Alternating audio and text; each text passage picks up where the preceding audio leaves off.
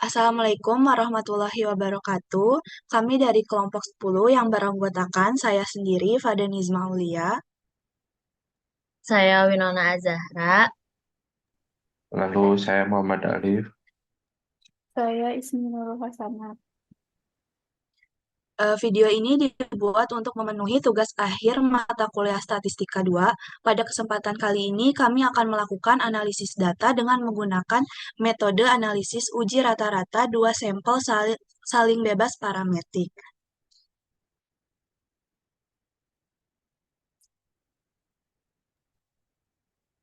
Nah, di sini bisa dilihat terdapat dua data dari jurnal Ilmiah Psikologi tahun 2014 yang berjudul Pengaruh Mendengarkan Murotal Al-Quran terhadap Peningkatan Kemampuan Konsentrasi. Jurnal ini dibuat oleh Ferry Julianto, Rizky Putri Zulfaidah, dan Sito Nurina Safadra.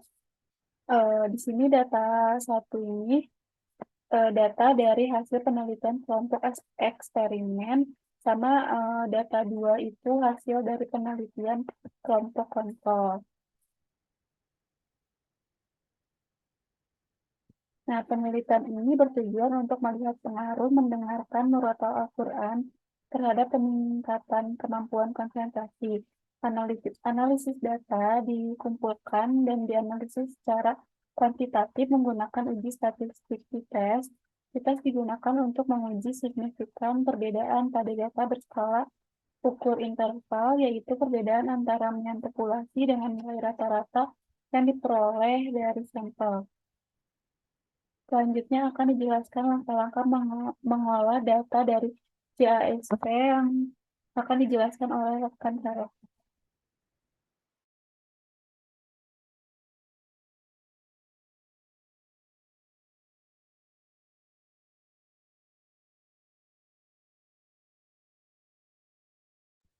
Di sini saya akan menjelaskan langkah-langkah untuk menguji menggunakan software JSP. Yang pertama, kita buka dulu filenya.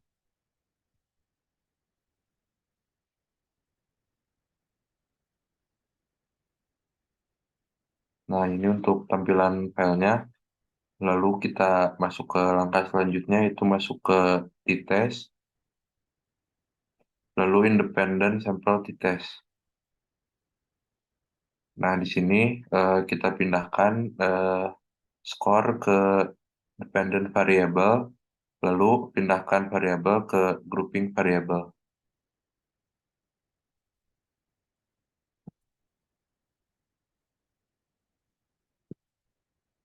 Dan variabel ke grouping variabel. Lalu di sini outputnya sudah ada, dan yang perlu dicentang yaitu di bagian normality, di assumption check-nya, lalu equality of variance, dan juga di bagian deskriptif. Nah, di sini sudah muncul interpretasi datanya. Lalu untuk interpretasi datanya akan dijelaskan selanjutnya oleh teman saya.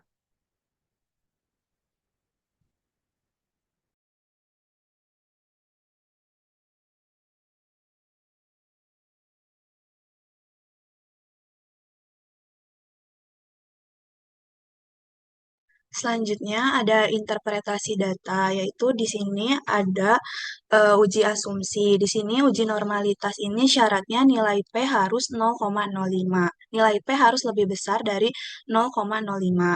Berdasarkan hasil di atas, maka dapat disimpulkan yang pertama, pada hasil skor pretest kelompok eksperimen didapatkan nilai P sebesar lebih besar dari 0,01, lebih kecil dari 0,01 dan lebih kecil dari 0,05, maka dapat disimpulkan data berdistribusi normal. Yang kedua, pada hasil skor pretest kelompok kontrol didapatkan nilai P sebesar 0,174 lebih besar dari 0,05, maka dapat disimpulkan data tidak berdistribusi normal. Selanjutnya ada ini test of equality of variances dari Levens. Tabel di atas merupakan hasil uji homogenitas dengan Dengan Levenes didapatkan nilai P sebesar 0,005 lebih kecil dari 0,05, maka dapat disimpulkan data tersebut homogen. Selanjutnya ini ada uji independen sampel t-test. Hasil di atas ini menunjukkan uji independen sampel t-test dengan nilai T 0,452 serta nilai P 0,663 lebih besar dari 0,05. Maka dapat disimpulkan tidak terdapat perbedaan rata-rata yang signifikan antara nilai skor pretest kelompok eksperimen dan kontrol. Selanjutnya, ada deskriptif. Hasil statistik deskriptif di atas menunjukkan nilai N sampel, mean, rata-rata, dan standar deviasi, dan standar error pada setiap variabel. Rataan kedua variabel tersebut hampir sama. Selanjutnya akan dijelaskan langkah-langkah JASP pada data 2 oleh rekan saya.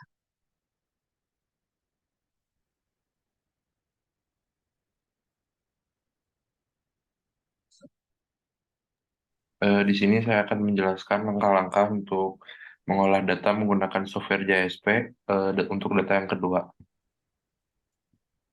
Yang pertama, kita masukin datanya terlebih dahulu ke JSP.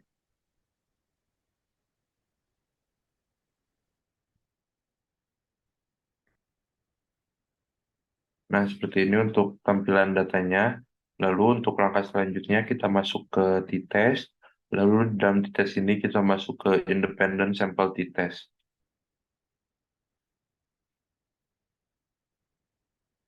Nah, lalu di sini kita pindahkan skor ke dependent variable. Lalu kita pindahkan variabelnya ke grouping variable. Lalu untuk di assumption check-nya, untuk bagian normality kita checklist, lalu equality of variance kita checklist juga, dan juga deskriptif. Nah, untuk tampilan datanya menjadi seperti ini. Di sini sudah terdapat assumption check-nya dan juga deskriptifnya yang akan dijelaskan lebih lanjut oleh teman saya.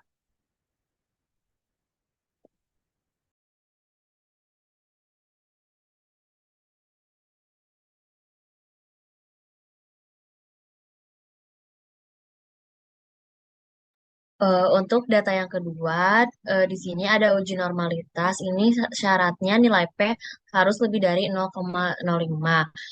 Berdasarkan hasil tabel di atas, maka dapat disimpulkan yang pertama, pada hasil skor post-test kelompok eksperimen didapatkan nilai P sebesar 0,294 lebih kecil dari 0,05.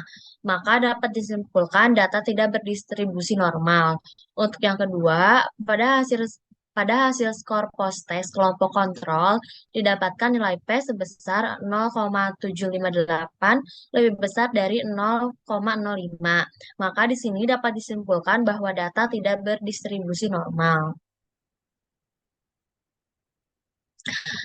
Eh, Selanjutnya, untuk tabel di atas, di sini merupakan hasil uji homogenitas dengan menggunakan Levenes. Didapatkan nilai P sebesar 0,655 lebih besar dari 0,05. Maka di sini dapat disimpulkan bahwa data tersebut tidak homogen. Selanjutnya, di sini menunjukkan uji independen sampel t-test. Di sini didapatkan nilai T yaitu negatif 0,145 serta nilai P 0,88 lebih besar dari 0,05.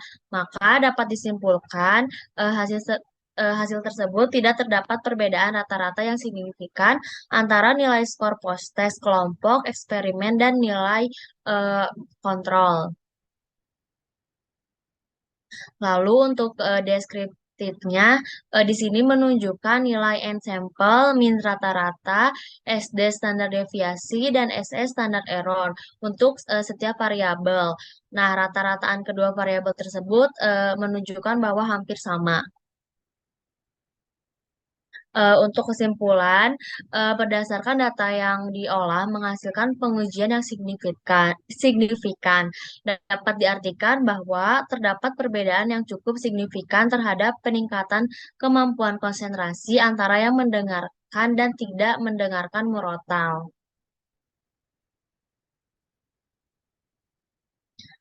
Sekian dari kelompok kami. Kami ucapkan terima kasih.